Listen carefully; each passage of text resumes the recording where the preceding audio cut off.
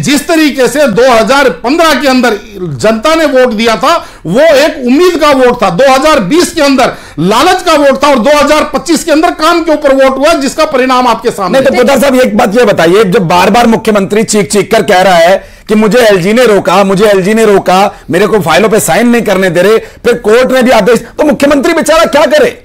नहीं, इसका जवाब मैं देता हूं। देखिए, हमारे यहां क्या कहा जाता है कि जब आप राजनीतिक क्षेत्र में हैं तो पहले भी हम ये राजनीति देखते रहे। भारत एक जिस तरीके से एक फेडरल स्ट्रक्चर के ऊपर काम करता है, अभी आपने देखा होगा झारखंड के अंदर जिस तरीके से सरकार बनी और हेमंत सोरेन वहां पे मुख्यमंत्री बने, लेकिन जैसे ही वो मुख्यमंत्री बने उन्होंने वो गुलदस्ता लेकर के नरेंद्र मोदी जी के पास चले गए, प्रधानमंत्री के पास, और अमित शाह जी के पास, गृह मंत्री के पास चले गए, क्योंकि उनको पता है कि मुझे अगर स्टेट चलाना है तो मुझे केंद्र सरकार के साथ मिलजुल करके चलाना पड़ेगा। दूसरी तरफ उमर अब्दुल्ला जम्मू कश्मीर के मुख्यमंत्री बने, मुख्यमंत्री बनने के बाद में केंद्र के साथ उन्होंने अपने रिश्तों को कहीं ना कहीं कूल या ठंडा करने का प्रयास किया। इन्होंने क्या किया, इनके मन में एक ही चीज थी कि जिस तरीके से हम शीला दीक्षित के ऊपर आरोप लगा करके दिल्ली की सत्ता पे हम काबिज हो गए, वैसे ही कहीं ना कहीं नरेंद्र मोदी के साथ उसी तरीके की जहरीली राजनीति और जहरीले आरोप लगा करके हम केंद्र की सत्ता में स्थापित हो जाए।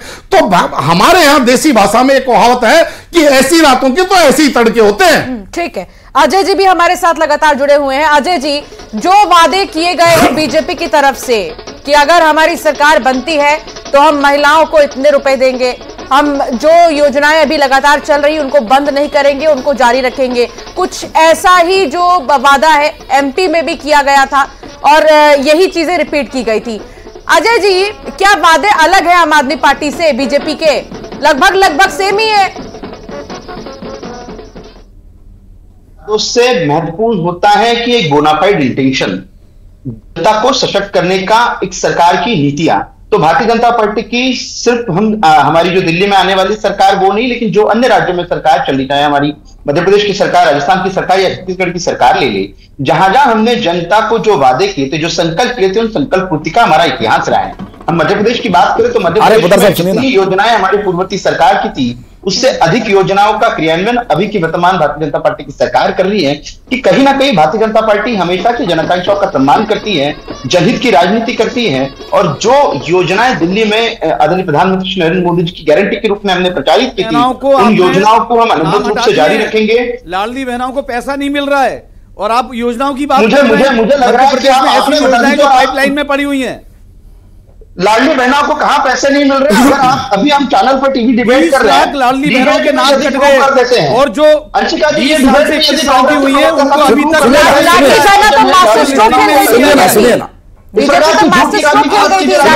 सुनिए, पूर्व मुख्यमंत्री शिवराज सिंह जी ने एमएसपी की बात की थी। मैं आ रहा हूँ, सुनिए, अजय जी बोल रहे, फिर मैं आपके पास आ रहा हूँ। सुनिए, 27 क्या वो मिले क्या? तो अजय जी आप सुन लीजिए, आप सुन लीजिए। सिद्धार्थ जी एक कमेंट सिद्धार्थ जी का लेने दीजिए। सिद्धार्थ जी बोलिए।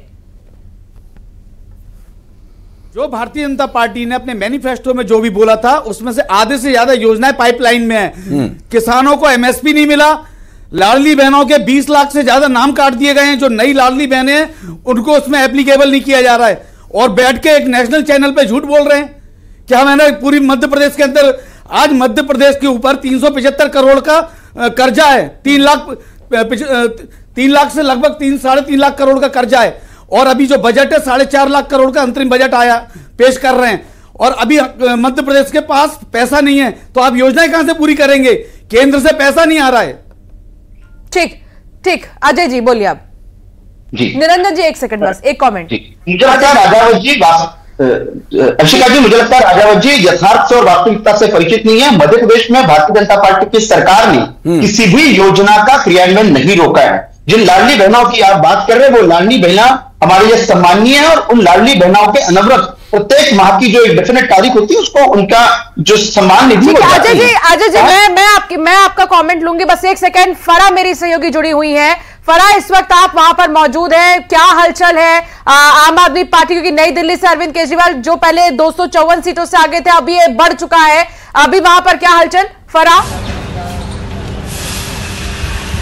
जी बिल्कुल, देखिए जिस तरीके से शुरुआती रुझान आ रहे हैं, कभी पीछे कभी आगे, और अभी की अगर हम स्थिति की बात करें तो अभी दोबारा से जो है वो बढ़त देखने को मिल रही है। देखिए अर्ली ट्रेंड सामने आ रहे हैं, लेकिन कहीं ना कहीं कुछ प्रोमिनेंट चेहरे ऐसे भी हैं जो बहुत ज्यादा पीछे चल रहे हैं। तो आम आदमी पार्टी के लिए अभी शुरुआती तौर पर ये बड़ा झटका तो है, क्योंकि जिस तरीके के वो रिजल्ट एक्सपेक्ट कर रहे थे उस तरीके के नहीं है। बीजेपी ऐसी ऐसी सीट पर बढ़त बना रही है जहां पर आम आदमी पार्टी पूरी तरीके से कॉन्फिडेंट थी।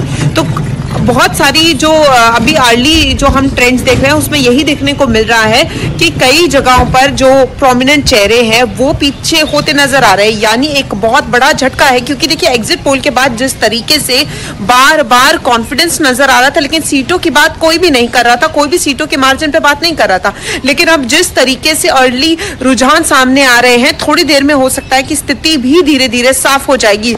आम आदमी पार्टी को एक बड़ा झटका लग सकता है। देखिए अगर हार के फैक्टर की बात करें या ये चेंजेस समझने की बात करें तो यहां पर सबसे बड़ी बात यह है कि जिस तरीके से बीजेपी ने लगातार चुनाव प्रचार किया है और जो मुद्दे उठाए हैं, जिस तरीके से मुद्दों को गरमाया गया है, चाहे वो शराब घोटाले की बात हो और जिस तरीके से खुद अरविंद केजरीवाल जो है वो जेल होके आए हैं, उसको लेकर भी अगर हम जनता की बात करें, और देखिए यहाँ पर महिला वोटर्स का भी एक बहुत अहम रोल है। वहीं अगर हम मुस्लिम बहुल सीटों की बात करें तो वहां पे भी वोट डाइवर्जन है। देखिए वोटिंग परसेंटेज वैसे ही कम हुई है, इसलिए कोई भी सीट्स की बात नहीं कर रहा था। अगर सीट्स की बात, सब ये बात कर रहे थे कि हम पूरे कॉन्फिडेंट है, लेकिन अब जिस तरीके से रुझान सामने आ रहे हैं वहां पर आम आदमी पार्टी को एक बड़ा झटका सामने नजर आ रहा है। क्योंकि अगर ऐसा हुआ तो पूरी तरीके से जो सियासी समीकरण है वो बदल जाएगा और दिल्ली में 27 साल के बाद जो है वो बीजेपी की सरकार आएगी। और ये झटका कहीं ना कहीं देखिए कांग्रेस के लिए भी है, लेकिन साफ तौर पर जो मुकाबला था वो आम आदमी पार्टी और बीजेपी का। आम आदमी पार्टी के दफ्तर पर आगे जो मूवमेंट होगा उसके बारे में डिटेल से लेने के लिए फिर लौटेंगे आपके पास। निरंजन पोद्दार साहब हमारे साथ स्टूडियो से लगातार जुड़े हुए हैं। पोद्दार साहब, दिल्ली की जनता ने वो समय भी देखा है जब वो सड़क पर निकलते थे तो इतना पॉल्यूशन होता था कि डीजल और पेट्रोल की गाड़ियों का कि लोगों के चेहरे पर कालिख जैसी जम जाती थी। फिर शीला दीक्षित आई, उन्होंने कुछ बदलाव किया, फिर उसके बाद कुछ बदलाव किया गया, सीएनजी की गाड़ियों को लाया गया, एक बहुत ड्रास्टिक चेंज, फ्लाईओवर का सिटी बना दिया था शीला दीक्षित ने। वो जो काम शीला दीक्षित ने किया, संदीप दीक्षित हो या पार्टी के अन्य नेता हो, वो आगे ले नहीं जा पाए, उस बात को कैरिड अवे नहीं कर पाए। क्या वजह थी कि वो ये भुना नहीं पाए? क्या कांग्रेस की आपसी कलह थी या कांग्रेस पार्टी को सेंटर की तरफ ध्यान करना पड़ा उस वक्त जब बीजेपी बूम करने लगी? फिर ये बातें आगे नहीं बढ़ पाई। कांग्रेस के सामने आम आदमी पार्टी आई और उसने पूरा छीका ही छीन लिया। देखिए, आपकी अनुमति से मैं आपके प्रश्न का जवाब बाद में देता हूं। पहले अभी जो भारतीय जनता पार्टी के प्रवक्ता से आपने पूछा कि वो जो योजनाएं हैं जिसको हम रेवड़ी संस्कृति बोलते हैं, वो सारी की सारी योजनाएं, बल्कि सारी नहीं, उससे भी